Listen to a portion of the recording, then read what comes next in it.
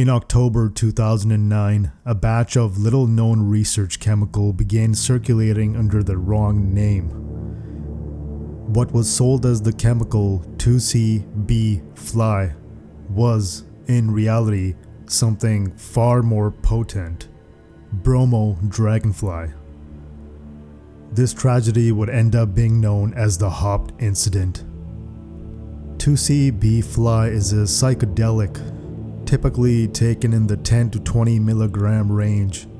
Its effects last around 8 to 10 hours, often producing a strong body high, vivid visual distortions, intricate geometric patterns, and in higher doses, deep hallucinations comparable to mescaline, 2CE, or MDA. Compared to many other research chemicals, 2,4-B-fly is regarded as relatively low in toxicity. Bromo-DragonFLY, however, is another story entirely. It's active at just 0.5 to 1 milligram, making it over 10 times more potent by weight in comparison to 2,4-B-fly. Even slightly above the recommended dosage, the risks escalate dramatically, ranging from tissue necrosis, seizures, organ failure, and death, which have all been reported. The effects are also unusually long-lasting, stretching from 24 hours to up to 3 days, with after effects often lingering well beyond 36 hours. Knowing this information, it's obvious how dangerous and fatal this incident was. Within days, reports surfaced of users falling critically ill and some never waking up. At the center of all this was a vendor known as Haupt RC, who many that were falling ill had bought the substance from at around the same time. Haupt/RC was a Danish research chemical company operated by an individual known online as Minimal. It was later found out that the company's owner also died after consuming 18 milligrams of a substance he sold as 2,4-B-fly, indicating that the owner himself didn't even know the batch was mislabeled. This incident, along with his subsequent death in San Jose, California, was linked to this very vendor, which was later confirmed by laboratory analysis to be Bromo-DragonFLY and not 2,4-B-fly. Knowing that this mix-up occurred is haunting enough on its own, but imagine taking a dose you believe to be safe, something you were familiar with, only to discover too late that you had ingested a lethal amount of one of the most dangerous psychedelics in existence. Among the reported fatalities, there was a 19-year-old Brian Sullivan who passed away in California after ingesting 9 milligrams of what was supposedly 2,4-B-fly purchased from Haupt RC. His brother John and John's girlfriend Lindsay were also present and also ingested the same material. John 10 milligrams and Lindsay 4 milligrams. He and Lindsay both reported extremely strong experiences and were both taken to the hospital in restraints after the paramedics and police arrived, eventually ending up surviving the incident. The following is a passage written by one of the survivors of the incident, Lindsay, and her experience. Ordered on Tuesday, September 29th, sent on Wednesday, September 30th. Received on Saturday, October 3rd, consumed on Saturday, October 3rd, around 3 p.m. John was very close to Brian and has been very depressed ever since this happened. That is until he saw an online forum. John had thought that it was all his fault, but he certainly feels less guilty now that he knows it was a bad batch. I trust John completely. He is extremely intelligent and always does his research. I knew something was wrong when I started to feel the intensity. John would never have given me a starting dose that was that strong. I was expecting it to recede, but it just kept getting more and more intense. And that is when reality went completely away. I was in my room, walking back and forth from the bed to the bathroom. John would check on me, but I could not handle human contact, and he said Brian was having a rough time, so I sent him away. Light was way too intense for me, and so was closing my eyes. My cats scared the hell out of me. I just wanted it to be over.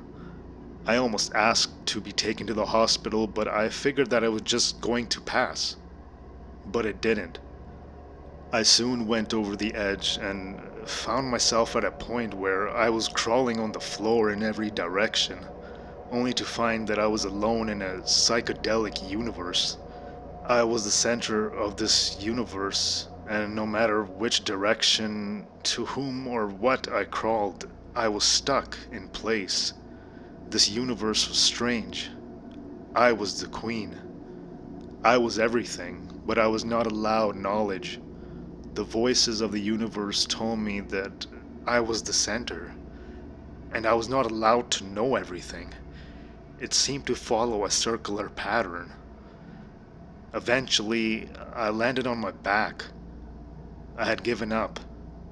I saw visions of my boyfriend's father standing over me, trying to help, but the universe made him disappear, only to be replaced by an EMT injecting me with an IV drip. I felt that the universe was pleased by this, and all I could tell it back in repetition was obnoxious. Yet, something about it felt good and right, so the words seemed to come out of me seductively. Next thing I knew, I woke up in the hospital, completely wired up to health monitoring machines. I was still having some visuals, but very minor. I could tell they had given me some sort of sedative because I felt foggy. I kept falling asleep and waking up. In one of my waking moments, a nurse had told me that John was being difficult, but she did not mention Brian. Then I overheard the nurses and police officers talking. It was about 3 people. One of them had passed away. I was hoping it was not about me, John, or Brian. John and I were discharged from the hospital Sunday around 11 a.m. We went home and the house felt too cold for me. We have this courtyard thing near the front door, so all afternoon Sunday I took naps in the courtyard. I was hungry, but I found it hard to go in the house. It felt bitterly cold, and trust me, I know what cold is. I grew up in New Hampshire. Eventually the sun went down and I could not bear the hunger pains no more, so I had to go inside. I loved Brian. The relationship that he had with John made me jealous. I wish I was closer to my sister, who is the same age as Brian. I had the easier childhood than John and Brian, but Brian and John's lousy childhood made John's bond to Brian stronger, I think. Even though Brian was only John's half-brother, their relationship was very strong. Since Brian was at a young age, he was transferred back and forth from his mother to his father, and it was a very bad situation. While Brian was at their mother's house, John played the role of a male role model. John taught him how to read, how to fight, and how to be a man. John felt that he had lost his son, and before he had said that, I had felt it too. This whole thing has been hard on John, until he realized that it was not his fault, thanks to the online forums giving us information that it was not pure 2CB fly. Brian's death will not be in vain. He will live on in the people that see the posts about him and decide to test their stuff and realize it's not what it appears to be. Sorry for the rambling. I haven't slept well. Thank you again, many, many times over. In the aftermath of the incident, online communities were flooded with warnings and urgent reminders about the importance of testing substances before use. The tragedy had proven, in the most devastating way, how easily a mix-up could happen and how quickly it could turn fatal. For months after, forums and discussion boards echoed with conversations about the aftermath of this incident. People reflected on the lives lost, the dangers of blind trust in vendors, and the sobering reality that one mislabeled bag of powder could change everything. Unfortunately, the warnings from 2009 did not reach everyone. In May of 2011, 2 young adults in the United States lost their lives after overdosing on Bromo-DragonFLY, believing they had taken 2CE, a chemical from the same family as 2CB fly. Several others were hospitalized after consuming what they thought was a standard dose of 2CE. In reality, they had taken up to 100 times the active dose of Bromo-DragonFLY.